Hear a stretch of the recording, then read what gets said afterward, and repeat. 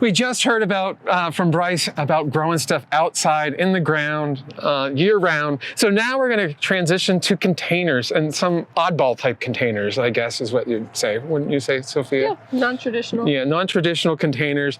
And we have just a couple different ones here. We're not going to talk specifically about plants, but maybe some little environments that we have made instead. Because any plant can be a container plant if you give it the right conditions. Exactly. And so there's some of these that the conditions are a little strange. Yeah. So, first one over here is we have a bog in a pot. Yep. This is one actually we did a few years ago with one of our interns, Sarah. And 2 years ago she did that for us. And the key, what's the key thing about a bog in a pot? It doesn't have a hole. Yes. That's the thing. A lot of pots you get don't come with holes, which I hate, except for that. For this purpose, it's perfect to not have a hole. And what about the media? The media in that is you want to use peat, like a peaty or peat substitute, really rich, going to stay moist. With sand or perlite. Sand or perlite. And you don't fertilize a bog garden. Don't fertilize it. Or at least when you're including insectivores that will die if you feed them.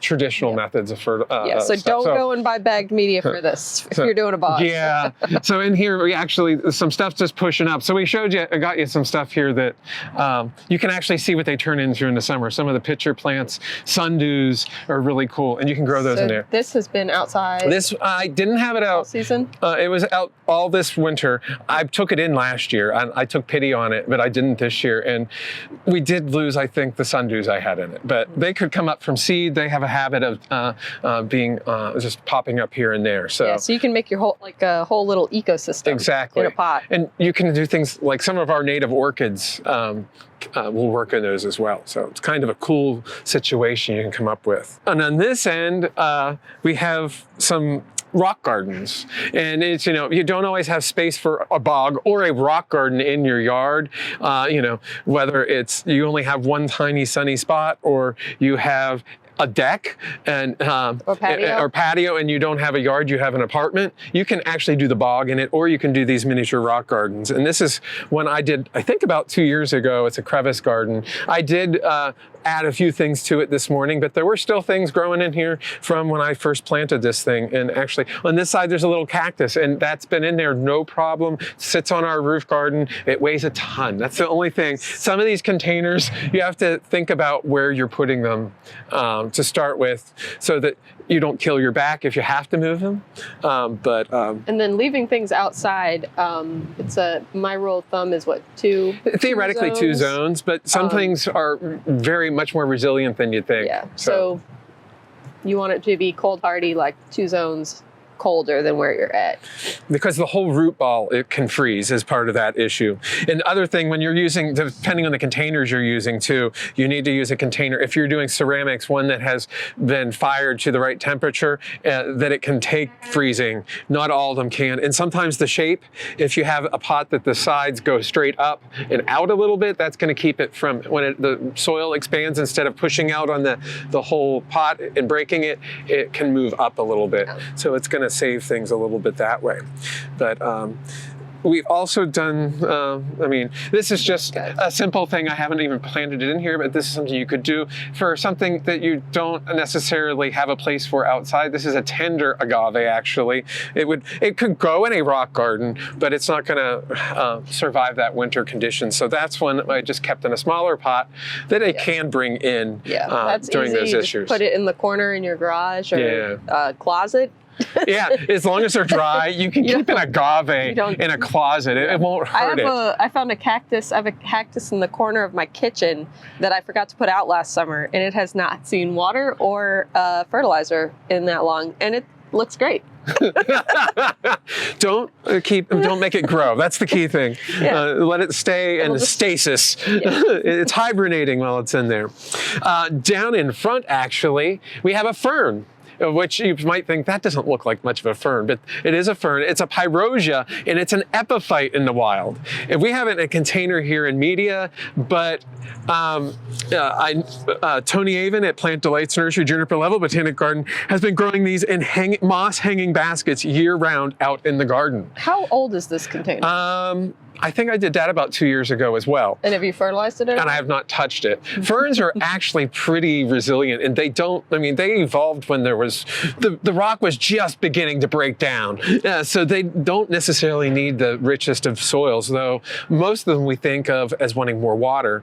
This is another great one, Pyrotia, in that you can go away on a vacation and forget about it because it's a drought-tolerant epiphyte instead of one that growing in a bog or a moist shaded location. It does want some shade. I think that's key for growing in containers is having things that can take a little bit of drought, because I always forget to or flooding, whichever. I heard some ladies the other day talking in the garden. It's like, I always kill things. I either overwater them or I underwater them. Yeah. So the bog garden's perfect because you can't overwater it.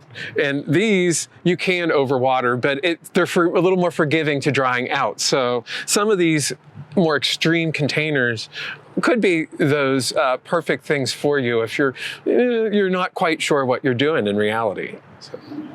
You can look really skilled with it. Yeah, exactly. And even like with this one, if you kill a bunch of the plants, you still have the structure of the stone, which is pretty cool and architectural. It gives you something. So we've done little gardens there, but in the past, we've done things like, this is from a couple years ago, this pine I have tortured.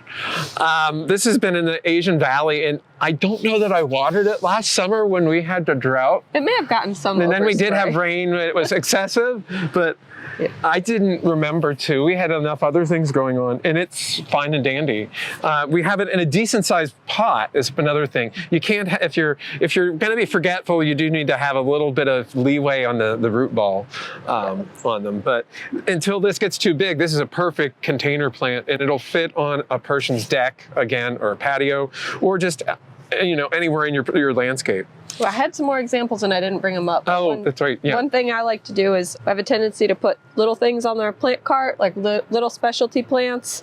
And that's a really good thing to start in a container if you want to grow it up. You could stick it in. You can stick a little conifer in a pot and then grow it for a couple of years. I did that. I have a thuya on my front porch, and I've had that in there for 3 years. I think I got it when I first started. And it started out this big, and now it's... Is that unicorn? Yeah. Yeah, I love unicorn. It's when it doesn't take up much space. So that's a good example here of something that I've done in my yard with that pot is you can kind of make little holes on either side if you've got like a tall piece or a tall plant. Actually, notice. Yeah, and then you can just dig in and pop in annuals or perennials. Yeah. I just set there's a little trailing rosemary. It's going to use that space. It's going to fill up and go over the edge. And I also put a thyme. This is a fragrant pot if I plant it. So that you get the fragrant flowers in the autumn from the osmanthus. You get carnations here. And then I have a little bit of thyme and rosemary. So you can use those culinarily as well. And all a little bit drought resistant. Yeah, they'll take, an occasional drying out. You can go away on vacation, not for weeks on end, but within limits, and still not kill it. And I started to put together, we have these beautiful stone troughs, and they weigh a ton. So if you're worried about someone taking your container, use a stone trough. They won't carry it away. But let's see if I can shift this.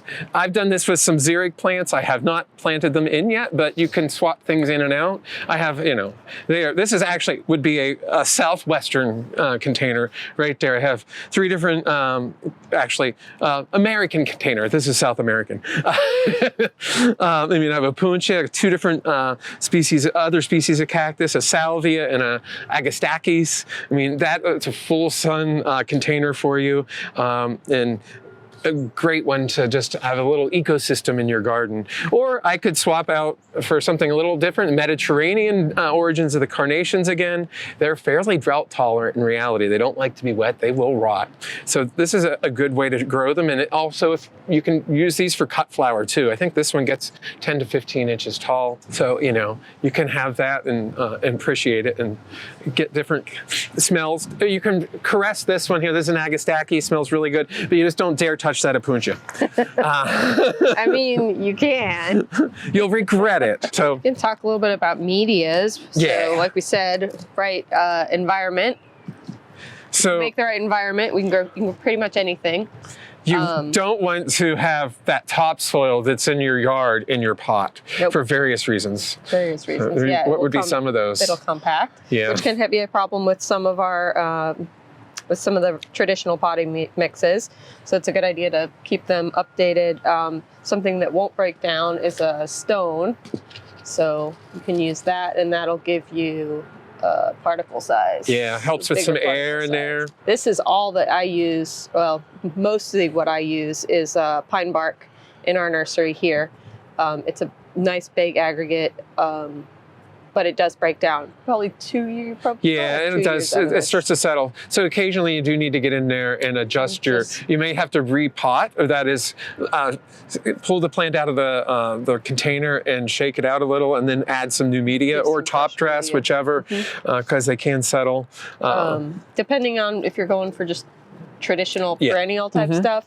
I mean, Miracle Grow is it's very valuable in that condition. And they call it Miracle Grow for a reason, or just a standard pot bagged mix. This doesn't have a fertilizer in it, but it's just a regular potting mix. So you will have to fertilize that, but you still, even with those bag mixes from Miracle Grow, the fertilizer breaks down, and you will it's charged for like 3 to 6 months depending on the bag. A lot of times you have to look at that, and you will have to start fertilizing it again anyways. And so the other thing with containers is they can get hydrophobic. The medias come with I can't think of any words. A wetting agent. A wetting agent, yeah. So that initially it sucks in water, especially a peat or a peat-based mix. It sucks up water really nicely. It's kind of like a dish soap where it breaks up that surface. And actually, you can use a dish soap to help rehydrate. But if you let it dry out after that wetting agent wears off, it's really hard to get it to reabsorb and be nice again. Yeah. And then, like we said, some of these you don't dare put. It's all peat moss mixed with sand or perlite, and this has a lot of the permatil in there, as well as some sand and organic matter. So those don't break down. The more inorganic it is, the slower it is to break down and settle. So hopefully we have shown you a couple things here, maybe, and give you some ideas. So what's the next thing that's going on? At 2 o'clock, you can join us back for spring bed prep. Thank you for joining us.